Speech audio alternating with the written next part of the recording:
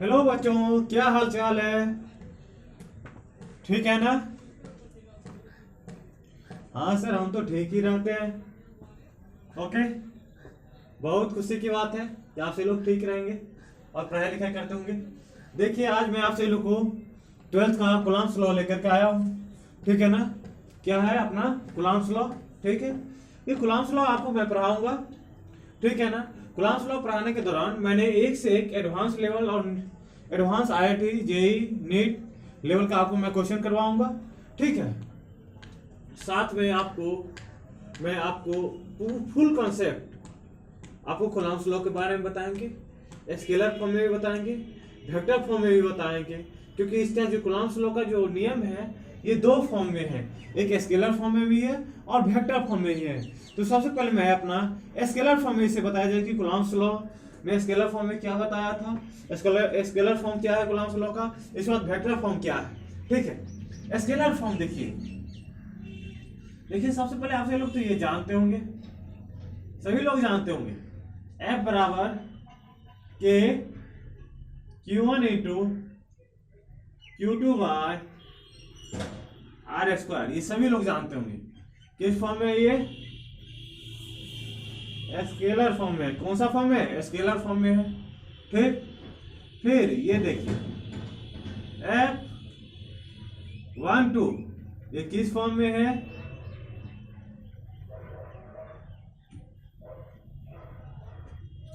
Q2 R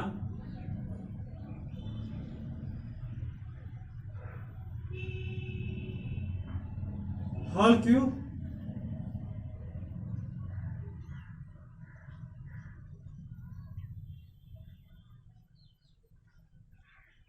ये किस form में है? वेक्टर फॉर्म में है। किस फॉर्म में है? ये वेक्टर फॉर्म में है। ओके। देखिए आप चलो ये सभी लोग जानते होंगे कि ये होता है। ठीक है ना? ये कैसे आया, ये किस फॉर्म में आया। ठीक है ना? तो इसके बारे में आप सभी लोग को मैं बताऊंगा कि आखिर कूलम्ब्स लॉ क्या है, इसका स्टेटमेंट क्या है। ठीक है ना? तो ये सभी बात मैं आपको बताऊंगा। देखिए ये आप सभी लोग को मैं बताता हूं कि कूलम्ब्स लॉ का स्टेटमेंट क्या है। इन्होंने जो दिया ये रूल रेगुलेशन, ये किसके लिए दिया था? ये पॉइंट मास के लिए दिया था। सॉरी सॉरी, ये किसके लिए दिया था? ये पॉइंट चार्ज के लिए दिया था। ये जो रूल रेगुलेशन जो कूलम्ब्स साहब ने ये दिए, ये किसके लिए दिए थे? पॉइंट चार्ज के लिए दिए थे।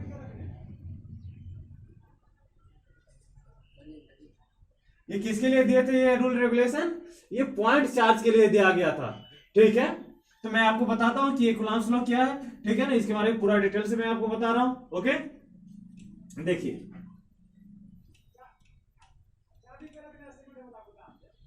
कूलम्ब्स साहब ने ये कहा कि जो मेरा जो रूल रेगुलेशन है ये किसके लिए है?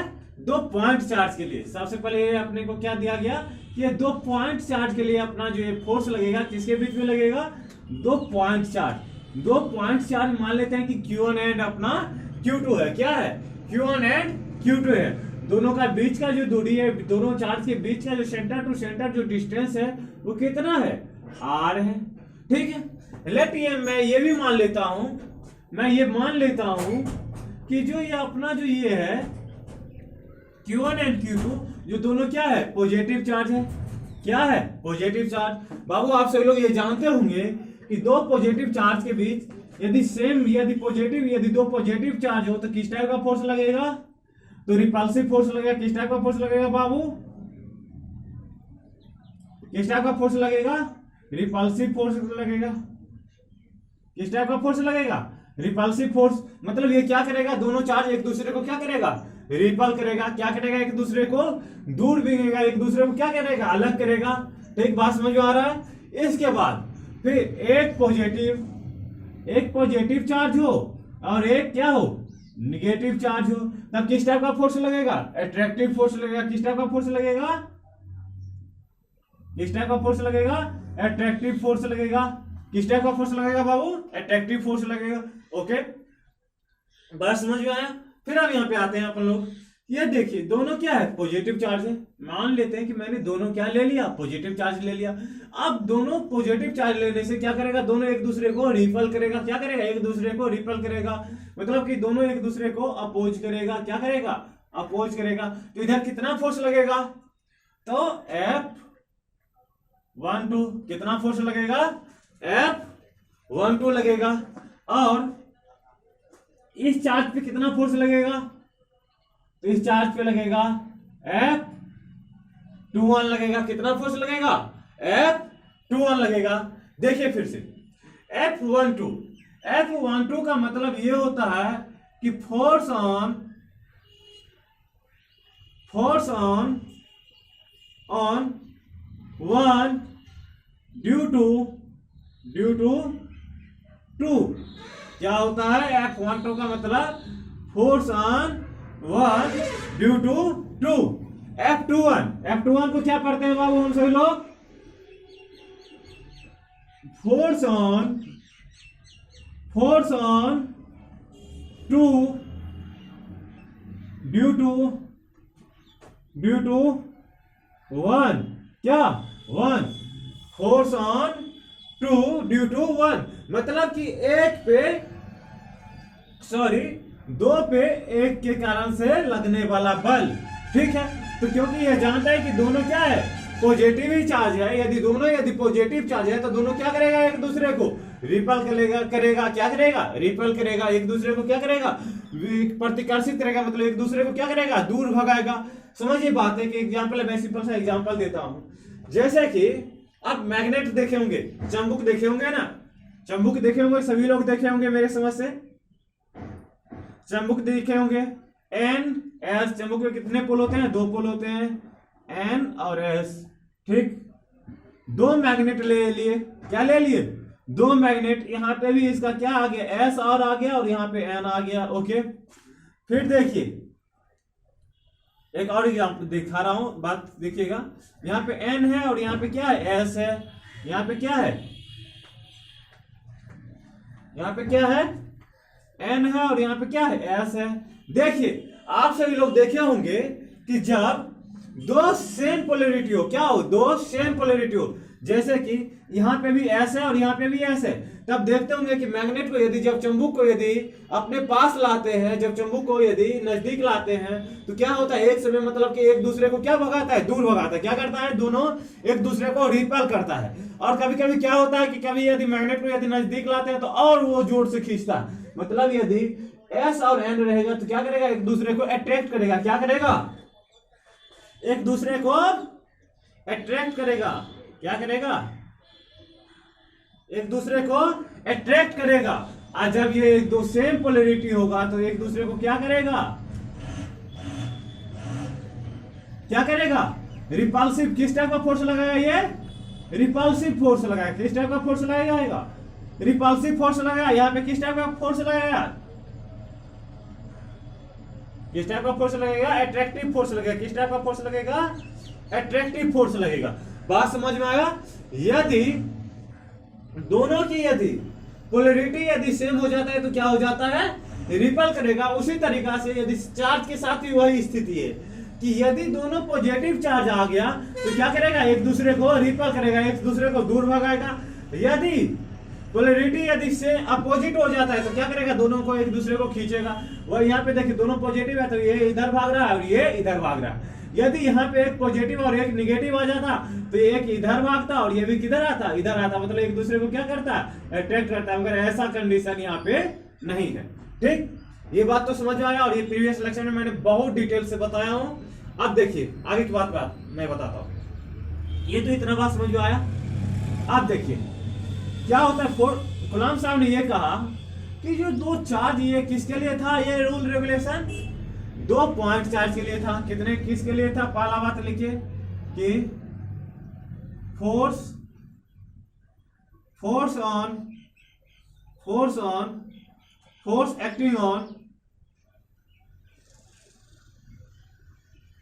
एक्टिंग ऑन 2 पॉइंट चार्ज किसके लिए होगा, 2 पॉइंट चार्ज के लिए होगा। ठीक है, इसके बाद एक और बात देखिए कि force acting on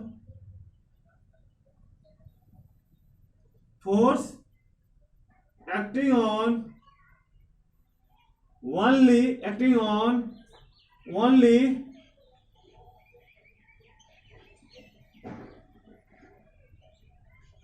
stationery body, किसके लिए? स्टेशनरी बॉडी के लिए ये जो फोर्स होगा वो किसके लिए होगा? स्टेशनरी बॉडी के लिए, मतलब कि बॉडी कहां पे हो? बॉडी रुका हुआ हो। फिर इन्होंने कहा कि ये जो फोर्स होगा कितना होगा? मैंने तो फोर्स के बारे में बता दिया कि किसके बीच में लगेगा, दो पॉइंट चार्ज के बीच में लगेगा। इसके बाद ये कितना फोर्स लगेगा? तो फोर्स लगेगा, इन्होंने कहा, कूलॉम साहब का रूल रेगुलेशन है, इन्होंने कहा कि फोर्स जो होगा दो चार्ज के बीच में जो फोर्स लगेगा, फोर्स एक्टिंग बिटवीन, फिर इसका स्टेटमेंट ले देखिए, थोड़ा इंक डाल लेते हैं। इन्होंने, बात समझ में आ रहा है आप सभी लोग? बात समझ में आ रहा है क्या? बात समझ में आ रहा है आप सभी लोग को? क्या कहा कूलॉम साहब ने कि जो फोर्स लगेगा ओनली दो पॉइंट चार्ज के लिए लगेगा। किसके लिए लगेगा? दो पॉइंट चार्ज के लिए। किसके लिए बाबू? दो पॉइंट चार्ज के लिए।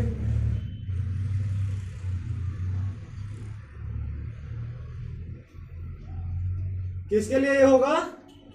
दो पॉइंट चार्ज के लिए। फिर ये फोर्स किधर किसके लिए लगेगा? दो, यदि स्टेशनरी चार्ज होगा, मतलब कि चार्ज कैसा हो? चार्ज यदि रुका हुआ हो तब उसके लिए इन्होंने बताया। फिर इन्होंने ये भी बताया कि ये जो फोर्स होगा, जो फोर्स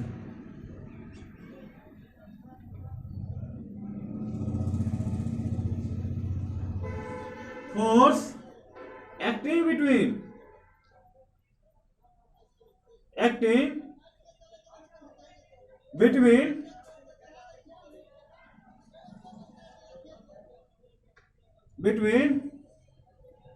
टू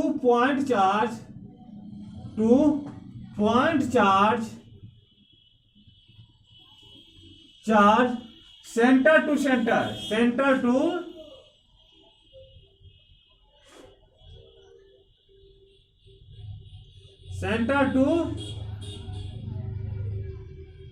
सेंटर, मतलब कि ये दो पॉइंट चार्ज के बीच में कहां से कहां तक लगेगा? इस सेंटर से इस सेंटर के बीच में। इसी कारण इसे अपन कौन सा फोर्स कहते हैं? सेंट्रल फोर्स भी कहते हैं। किस तरह का फोर्स कहते हैं? सेंट्रल फोर्स भी कह सकते हैं इसे, क्योंकि कहां लगता है? सेंटर। और कहां लगेगा? लाइन ऑफ ज्वाइनिंग के बीच में लगेगा। कहां लगेगा? लाइन ऑफ ज्वाइनिंग के, सेंटर टू सेंटर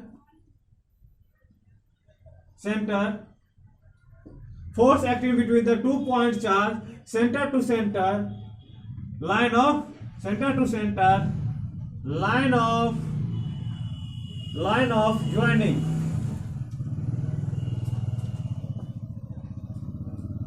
कहां लगेगा? लाइन ऑफ ज्वाइनिंग, मतलब कि जिस लाइन से जुट रहा है, ये फोर्स इस साइड नहीं लग सकता, ये फोर्स इधर नहीं लगेगा, ये फोर्स इस साइड नहीं लगेगा, इस साइड नहीं लगेगा, इस साइड नहीं लग सकता है। बस किधर लगेगा? दो पॉइंट चार्ज के सेंटर टू सेंटर लगेगा। कहां लगेगा? दो पॉइंट चार्ज के सेंटर टू सेंटर लगेगा। ये बात समझ में आ गया? फिर आप देखिए नेक्स्ट बात इन्होंने कहा, क्या कहा? इसे मिटा दिया जाए, नोट डाउन कर लिए आप सभी लोग, ठीक है? ये इन्होंने नेक्स्ट बात फिर क्या कहा कि फोर्स इज, मिटा दिया जाए इसे। देखिए नेक्स्ट पॉइंट लिखिए,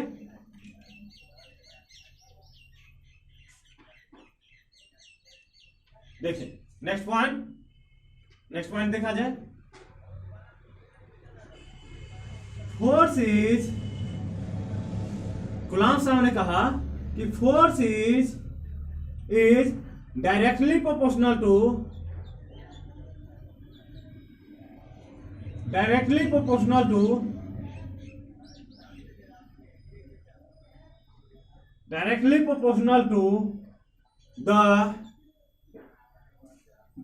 the product of 2 point charge, 2 point charge। फिर इन्होंने क्या कहा? अर्थात F is directly proportional to Q1 into Q2। F is directly proportional to Q1 into Q2, ठीक है? फिर इन्होंने नेक्स्ट बात, एक बात और इन्होंने बताया, बहुत इंटरेस्टिंग बात एक और बताया। उन्होंने ये कहा कि ये जो फोर्स होगा दो पॉइंट चार्ज के बीच के दूरी का, स्क्वायर का इनवर्सली प्रोपोर्शनल होगा। क्या कहा उन्होंने? ये कहा कि ये जो दोनों चार्ज के बीच में जो बल लगेगा वो कैसा बल लगेगा? दोनों चार्ज के बीच के दूरी के स्क्वायर का इनवर्सली प्रोपोर्शनल होगा। क्या होगा? इनवर्सली प्रोपोर्शनल होगा। Force is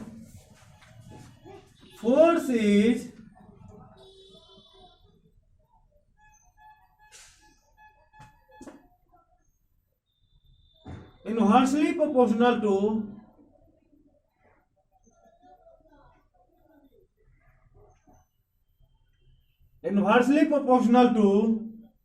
inversely proportional to the square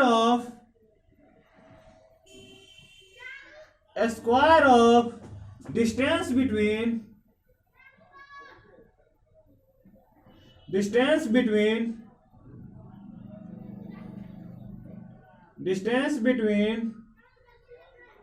two point charge मतलब इन्होंने कहा कि जो फोर्स जो होगा F जो होगा इनवर्सली प्रोपोर्शनल टू 1/r² होगा। क्या होगा? 1/r² होगा। बात समझ में आया? इसी को अपन क्या कहते हैं? इनवर्सली प्रोपोर्शनल कहते हैं। दैट इज इसके बाद यहां नहीं दिखाई देता होगा, ऊपर लिखते हैं। ये नोट डाउन कर लिए? इधर मिटा दे क्या? इधर मिटा देता हूं,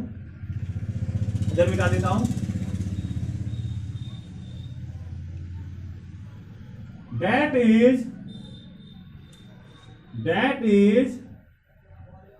is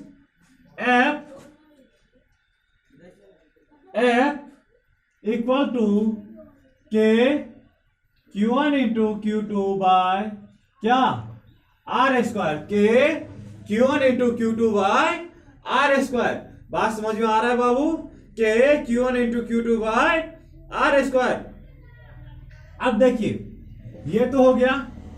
अब देखिए के यदि आपसे लोग जानते होंगे कि F यहां पे क्या लिखा हुआ था? F Q1 into Q2 क्या लिखा हुआ था? Q1। जैसे ही प्रोपोर्शनलिटी को हटाते हैं तो कोई क्या लेते हैं? कांस्टेंट C ले लेते हैं यहाँ पे, या कोई अनदर कांस्टेंट ले लेते हैं, ठीक है ना? तो उसी तरीका से जब यहाँ पे प्रोपोर्शनलिटी को मैंने हटाया तो कौन सा कांस्टेंट ले लिया? K ले लिया। बात समझ में आया? वेयर आप लिखिए, वेयर K क्या है? K एक ये अपना क्या है? एक कांस्टेंट है। क्या है? एक सॉरी K क्या है? कांस्टेंट है। ये क्या है?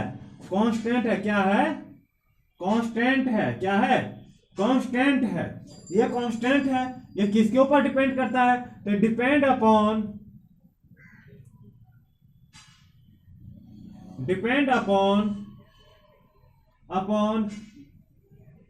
मीडियम। किसके ऊपर डिपेंड करता है? ये मीडियम के ऊपर डिपेंड करता है। K equal to 9 into 10⁹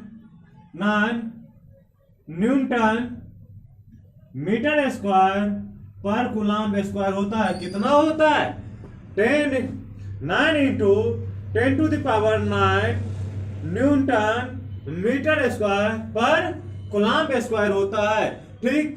K equal to क्या होता है? K इक्वल टू हम लिख सकते हैं 1/4πε0। क्या लिखते हैं? 1/4πε0। इसी डेट इसी देर या देयरफॉर लिखिए, देयरफॉर इसी का है। F इक्वल टू क्या लिख सकते हैं? F equal to Q1 into Q2 by 4πε0 क्या? R²। ये अपना क्या था? कूलम्ब साहब का यही फोर्स का फार्मूला था, जो ये किस फॉर्म में है? स्केलर फॉर्म में है। किस फॉर्म में है? ये स्केलर फॉर्म में है। किस फॉर्म में है? ये स्केलर फॉर्म में। इन्होंने एक और बहुत सारे बात बताए थे, ठीक है। अब देखिए इसका ये हो गया कि आपसे लोग लिख लिए तो पूरा कॉन्सेप्ट तो लिखा बता दिए हैं। और एनी चीज, हाँ इसका आप देखिए, इसका आप ग्राफ नोट डाउन किया जाए। क्या किया जाए? ग्राफ नोट डाउन हो गया आप सभी लोग से। देखिए जल्दी नोट डाउन किया जाए, आप सभी लोग जल्दी नोट डाउन करें, ठीक है? क्योंकि अभी तो मान लीजिए ये तो लाइव क्लास है, इसमें तो रुका नहीं जा सकता है, ठीक। एक बात, हाँ देखिए एक बात और बताता हूं, जो फोर्स F12 है, F12 और F21 जो, ठीक है ना, दोनों फोर्स का जो मैग्नीट्यूड F बराबर जो होगा, नेक्स्ट पॉइंट इधर मिटा दीजिए, ऊपर मिटा देता हूं, इस साइड मिटा दिया जाए, मिटा दिया जाए। देख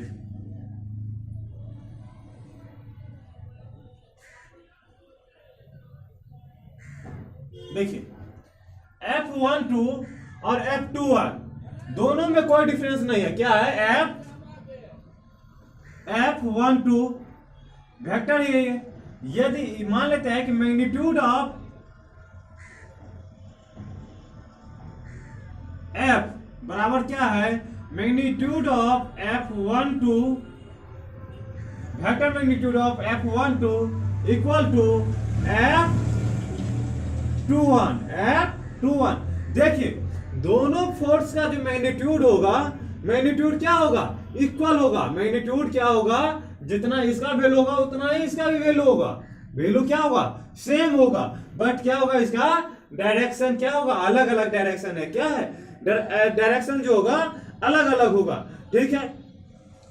आप देखिए इसका जो ग्राफ है, मतलब कि डिस्टेंस और फोर्स का जो ग्राफ है, ये मैं आपको ड्रॉ करता हूं।